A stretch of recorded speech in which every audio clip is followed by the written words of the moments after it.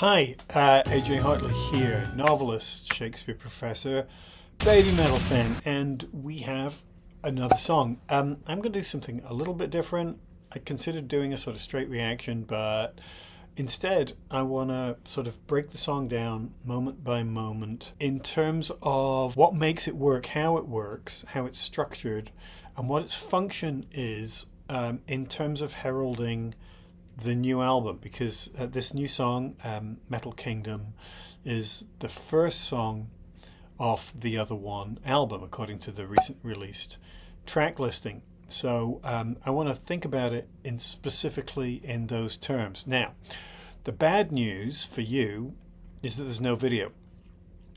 So there is literally no point in me showing you anything except me, which I apologize for, because it's not very exciting. But anyway, let's give this song a listen and see how we go. Oh, and because every other channel does this, I should start by saying, if you like what you see here, please like, comment, subscribe, check out my Patreon page, consider buying one of my books. It's the only way that I make any money off these videos. All right, let's go. Okay, so before, I'm going to break this up a lot.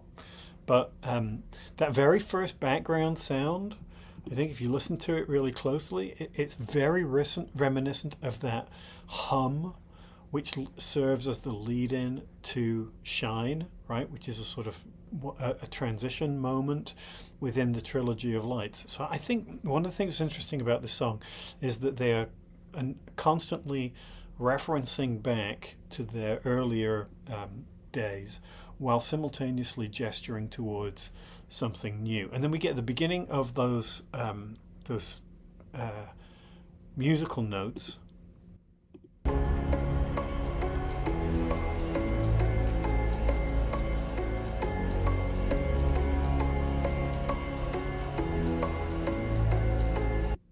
It's a very interesting sound, right? It sounds almost like a kind of... I assume it's synthesized, but it sounds almost like a hammered koto string or something similar, a traditional stringed instrument which is being played percussively. And what we get is an arpeggio that goes C sharp, F sharp, G sharp, and then up to a high C sharp. And in accompanying that, we then get those sort of cello-like bass notes, one long and two short, which adds to the dramatic tension of the thing, right? Because I think there's something very operatic about this song. It functions almost as a kind of an overture for the album to come, not in the sense of using songs that appear later on within the frame of this song, but as a kind of setting the scene. I assume, obviously I haven't heard the album, this is what I'm guessing at the moment.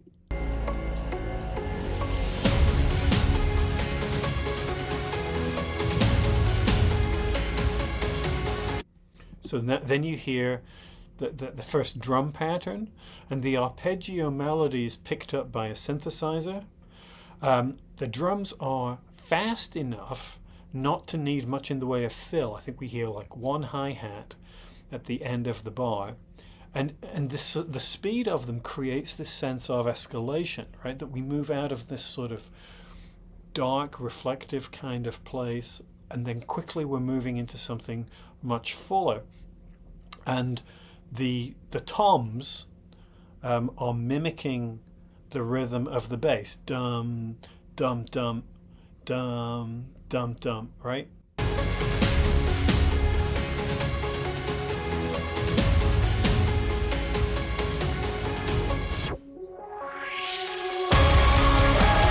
Okay, so before we get to the vocal part, that choral moment there, the sound suddenly drops out and we get that slightly a moment of silence, and then we get that distorted, phased sound, like it's almost a loop being played backwards, and then we get that swelling which turns into what sounds to me like an electronic choir. And now the rhythm is changing, right? We're about 40 seconds in at this point, and now the drums are hitting every beat with triple half notes at the end of each bar, furthering the sense of sort of increased excitement, right? That suddenly we're moving, we're swelling. And now we get the choric vocal, which establishes the major motif of the song. It's an 8-note progression: C sharp, G sharp, B, G sharp, F sharp, E, C sharp, right?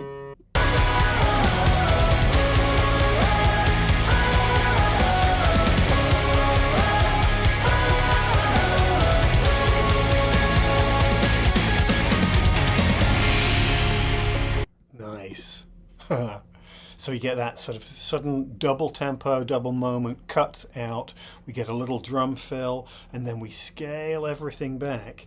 And now we're back to that sort of lingering bass note, the lower volume of that arpeggio pattern, right? That sequence of notes that we heard right at the beginning, and this sort of synthesized percussive strings. And I think the lull, it's like that little moment, the sort of sudden frenetic bit of the drum, and then the silence, and it's like clearing the stage for the entrance of the vocal.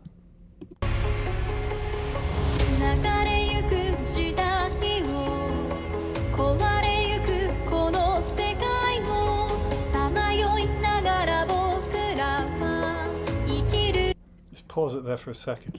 So the opening verse, it seems, comes in two statements, like 3 lines each or thereabouts. The translation of that the first lines translate as something like, we're living in times that are passing, in a world that is breaking down. We're wandering around in this sort of unstable kind of environment. But I think what's really striking is that we really focus in on that vocal clarity, which I've spoken about with regard to Sue before. And one of the things that's really striking here is that I think we're starting to hear a kind of showcasing of Sue's vocal quality and control. And you notice that on the sustain, particularly on that last note, right?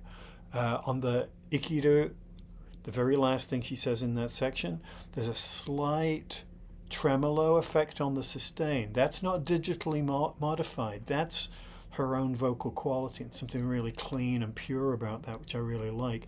And it's not a child's voice, right? The sound is at once mature and commanding. It's operatic, not in reach, volume, or emotion yet, but in presence, right? There's something so completely composed about the way that voice comes in. And it's like watching a really capable actor walking out onto the stage and immediately pulling all the focus towards him or her because they've got presence, right? That's it. It's presence. The sense of total control, total ownership of the moment. The tone of the thing, right? This sense that we're living in changing times, the world's sort of falling apart, and we're wandering around. The tone is sort of plaintive, but the tone of the voice, it's not, there's no sense of the voice being broken. There's no weakness. Rather, the voice, the character seems to be recognizing a kind of hard truth about our current situation, but it's clearly being presented as the first stage of an argument. This is where we are. Our predicament is bad, but we already sense that it's not irrevocably so. And that lingering ikiru, which means we live, right? The verb comes at the very end. We're living in these passing times. We're wandering around and so on. But the verb comes at the end, and that's where the weight of the content, that's where the weight of the sentence goes, right? It suggests persistence, continuation. However dreary our existence might be, we're still alive, right? And then the next statement comes, which sort of further acknowledges the current problem, but also gestures towards a kind of intimacy and community.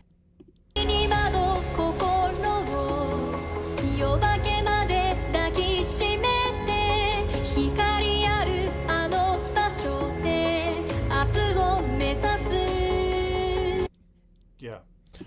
So, and again, it means something like we're embracing until dawn. Our hearts are hovering in the dark, and we aim for tomorrow, which is a place full of lights. The sequencing of that we can discuss, but and we're anticipating the light, the place of light, which we're aiming for tomorrow, right? Raise your hands to the Lord. Raise your voice to the world. Raise your flag. 共にあれ. So it's the first appearance of the backing vocal. It's a simple two-note refrain sung by Moa. And, it's given room to be heard. So it's not merely a support of the main vocal or harmonizing with it, but semantically it's collaborative, right? Raise your hands to the Lord, raise your voice to the world, right? So they're completing each other's sentences. So it's a single idea constructed out of two voices, therefore out of community, right? I was looking at Capable Paramedics translation, which is really good, as usual, and he sort of phrases it as, he puts the last phrase, tomo ni are, the only Japanese phrase in the thing, and he puts that at the beginning. Be together, calling, raise your hands to the Lord, raise your voice to the world, raise your flag. Now, the tomo ni are, I understand the impulse to sort of say, that's where the utterance starts and everything else is in quotation. But the tomo ni are may also be part of the quoted material, right? If the last phrase is raise your flag, tomo ni are, then maybe the tomo ni are is meaning being together, right? Maybe that's the flag. That's what's on the flag. It's a flag of unity. So it's part of the sort of, instead of it being part of the vocative injunction at the start of the sentence, it might be considered as the emblem on the flag. Either, it doesn't make that much difference in real terms. But again, we're standing up for something out of unity. Now, raise your hands to the Lord. To the Lord is kind of an odd phrase. What Lord? Are we talking about a social or spiritual Lord, right? Lord's daimyo or whoever within Japanese culture, obviously the figurehead of a local tribe or community. Is it a warrior leader? Is it the fox god? It could be any number of things. I've seen some discussion that suggests a sort of Christian kind of frame, which I don't like and think is overreading and actually misreading. Only in the West would we think that saying to the Lord automatically is Christian. It's absolutely not. And it's one of the reasons I'm not crazy about their occasional use of things that have potential Christian associations, like crucifixion or the statue of the Virgin Mary, because they always seem a bit overdetermined in the West. They may symbolize something in the way that foreign religion often does in one's own country. That the idea of something, the way that people use images of Japan, images of Japanese culture, and it has a sort of, they put bloody tattoos of kanji on themselves. It doesn't mean to you as a foreigner what it means to people who speak that language. So there's an oddity about that, I think, to me.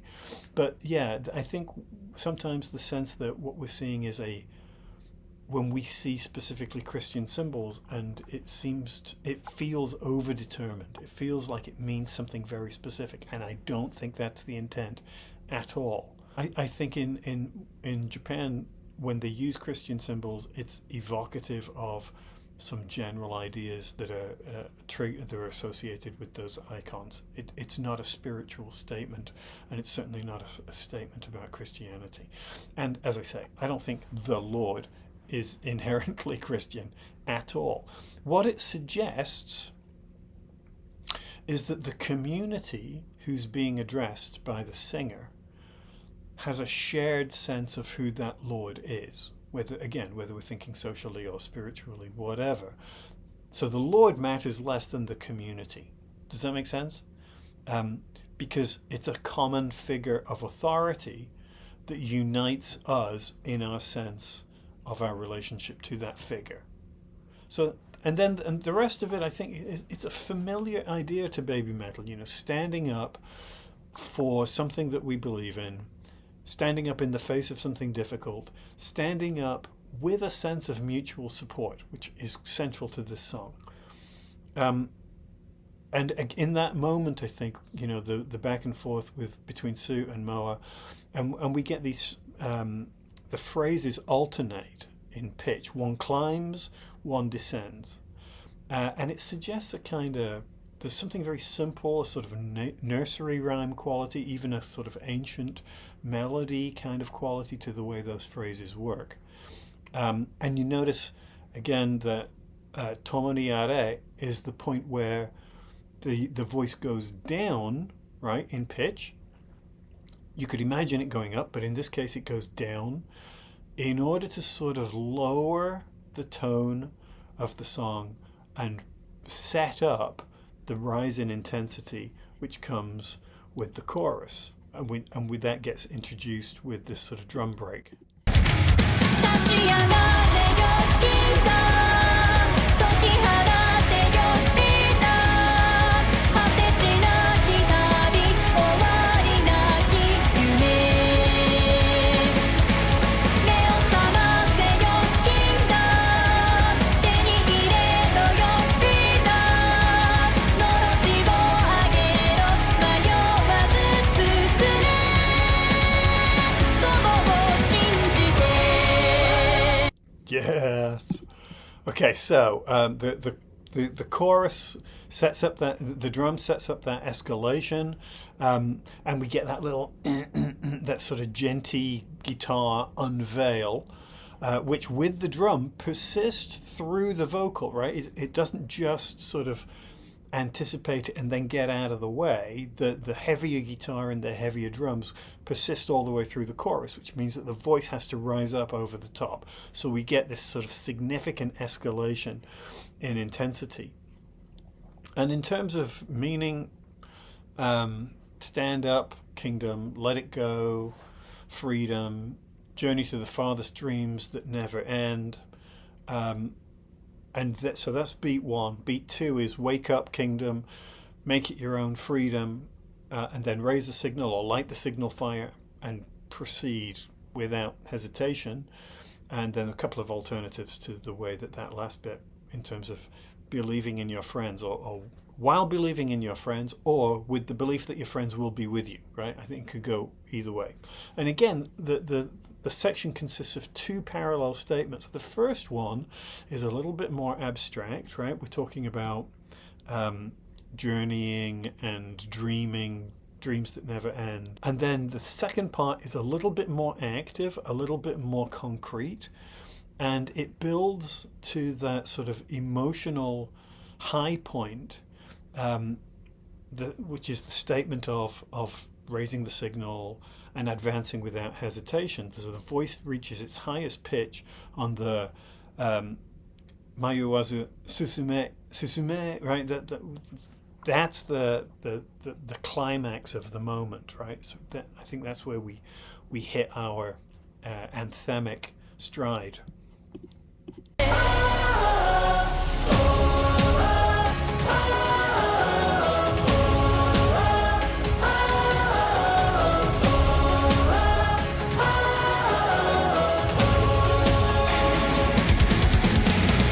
Okay, so we get about 15 seconds of a refrain that's going to come up quite a bit later on. And I think, you know, right from the start, it's clear that this is an appeal to a kind of communal sing-along kind of moment, right? Simple melody line. And it gives us the opportunity as an audience to join in and climb down. After that sort of high pitch, high intensity moment, we then get to sort of scale it back. And I love that little grating, hard slide from the guitar, right? Which cues up a little drum volley, heralding the return to the lead vocal. 後ろ向きな言葉や戻る道はいらない光あるあの場所で明日を生きろ Nice. So again, we got some more exhortation, moving us away from doubt and fear and towards something better, implying that if we're half-hearted or we second guess ourselves, we can't get there. The lyrics say something along the lines of no need for words of regret or paths of retreat, right? Live your future in that place of light, right? We're living for that future. We're living for tomorrow in a place of light. So, in order to reach it, you need to banish all second guessing, all doubt, or right? It's all about forward moving. And now you notice how the drums are functioning not just in terms of supporting the rhythm of the song, but they're working as punctuation for the lyrics. They get out of the way of the words and then emphasize them, right? And again, notice that the rise in pitch to that sort of aspirational ikiro, which is the living part for tomorrow. Again, the tone matches the content of the lyric in terms of where it finds its emotional lift.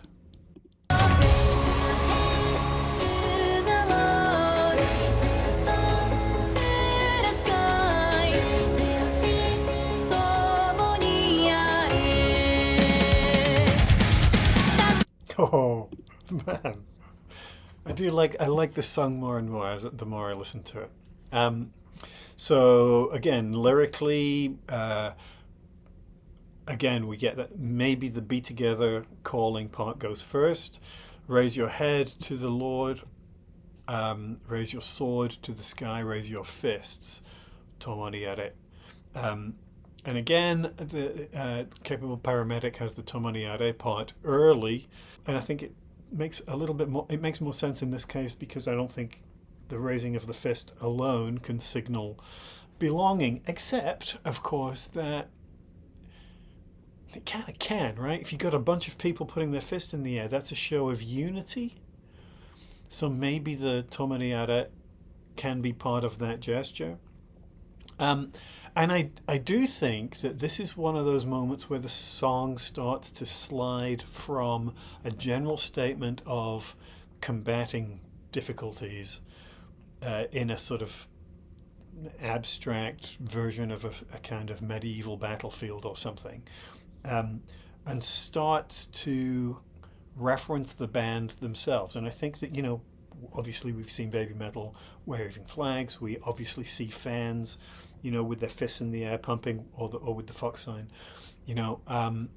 So I think that raising the fist, this is as much about the physical reality of being at a show, unified by the experience, as it is about the metaphorical facing of whatever demons we're about to fight, right?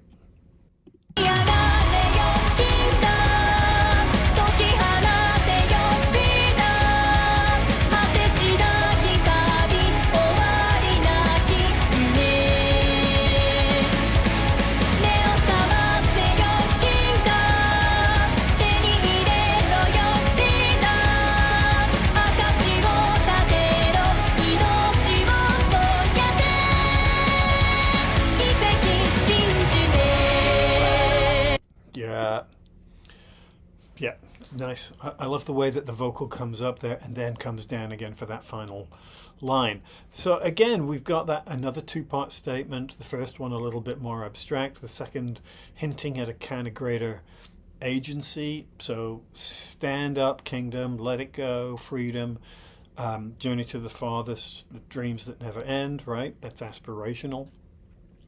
Wake up, kingdom, make it your own freedom. Show the proof of your resolution, right? And then devote all your might and believe in miracles, or possibly trusting in yourself to make miracles. I think it go either way, and I like that because it's a statement both of belief in some version of the world, but it's also a statement of faith in self, and in not statement of faith in self as an individual, statement of faith in self as part of a community. Yeah. And then we get this sort of longer choral section, and it's slightly more fuller instrumental support. But I think, again, we're in concert mode, and the invitation to sing is being made clear by the absence of a kind of lead guitar or other instrumental solo. This is a space for participation.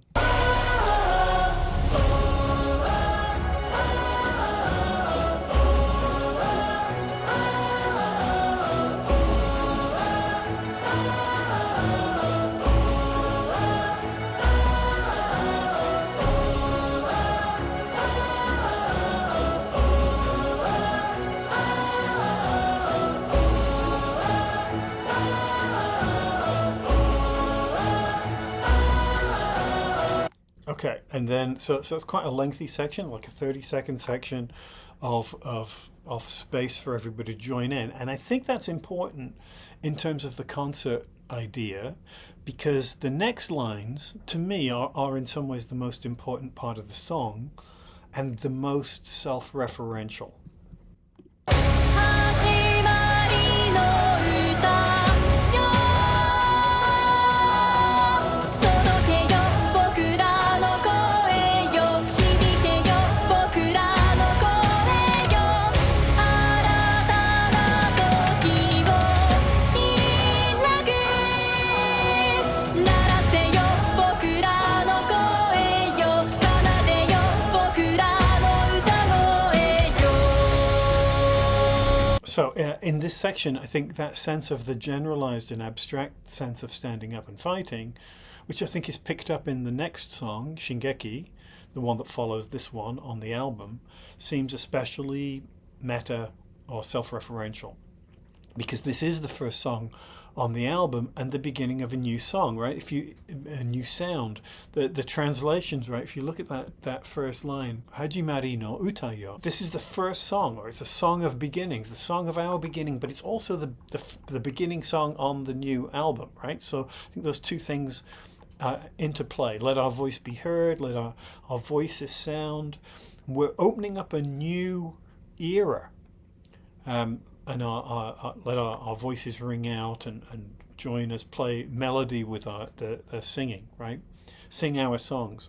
So, as I said, this is the first song in the album, beginning of a new sound, and the song addresses that newness while asking for the support and collaboration from their former incarnation, right? This is a song for BABYMETAL fans saying, you know, stand with us as we move forward. That's a mixed metaphor. Come with us, right? Rise up and stand together as we step into this new world, new sound. And you notice that last note again raises the pitch. This is the sort of emotional intensity, and then it steps up, surprisingly, goes up a full octave.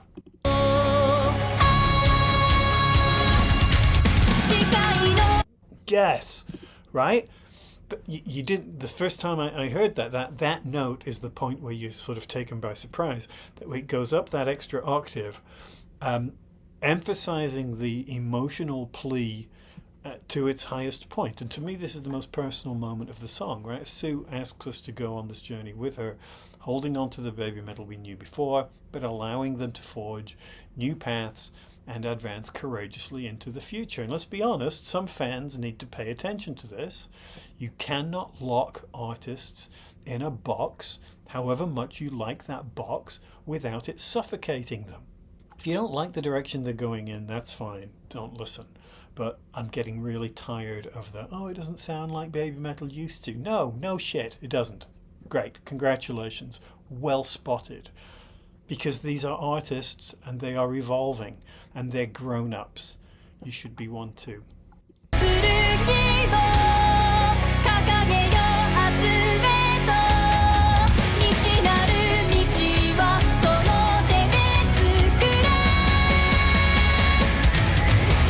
Yeah.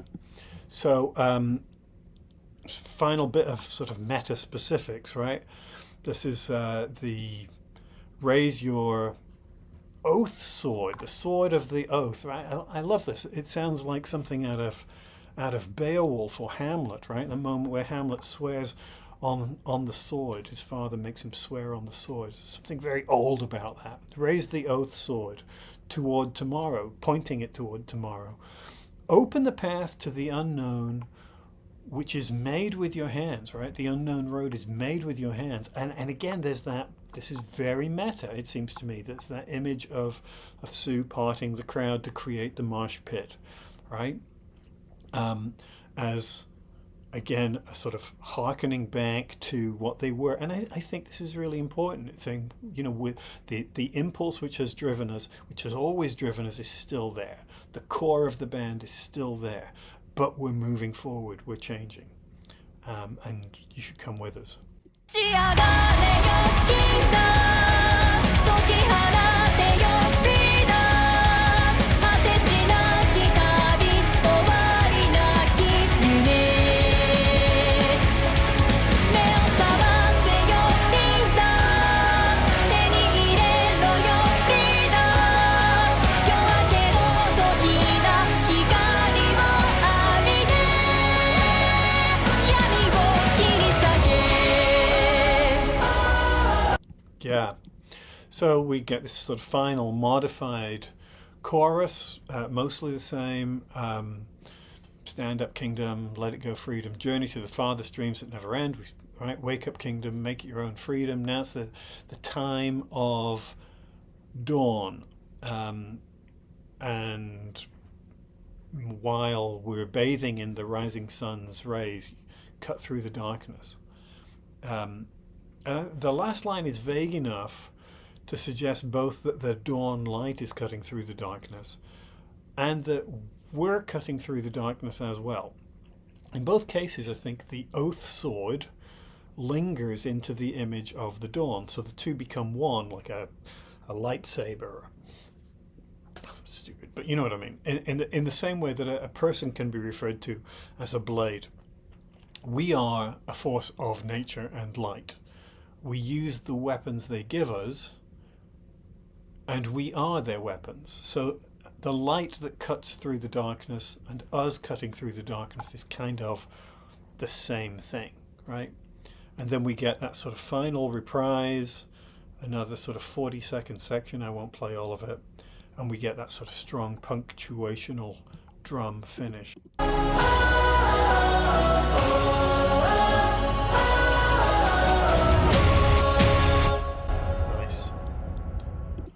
Crisp ending, no fade.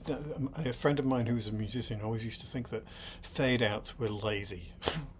A nice crisp finish, tight, counted in, and climax. You know, I think as a song, I personally don't think it's quite as strong as Monochrome, but I do think it's a great song to introduce a new album and a new direction. And I think it's a very well crafted song.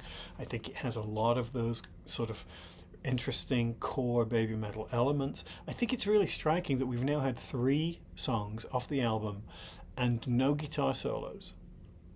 And I'm sure this is one of the things people are complaining about, but to me, you know, this is, yeah, it's different. It's supposed to be different. It's supposed to be different. And I think in many ways, much as people love the way that baby metal combine different genres and different sounds in unexpected ways, you know, the results are not always great. There are a number of songs on Metal Galaxy that I will skip. You know, I've heard enough Oh Maginai to last me a lifetime, frankly. And other songs that are, I think, interesting more than they are good. So far, I think these are good songs. And yes, they sound different, but I'm okay with that. So that's all I'm going to say about this. Channel's been interesting lately. I mean, I'm doing a number of different things. The baby metal stuff tends to get the most attention, the most views. The Monochrome one I did is going to be one of my most viewed videos ever, which is somewhat surprising. It's currently sort of in a constant daily battle with the Atarashi Gakko Otonna Buru song. in terms of sheer numbers of views, for what difference that makes. Anyway, yeah, no doubt we'll hear soon from the January concert, get a sense of whether there's a new lineup about which I have feelings and mixed feelings, and we'll see what happens next. Alright, and that's it. As ever, like, comment, subscribe, check out my Patreon page via book, and I will talk to you soon. Alright, thanks. Cheers, bye.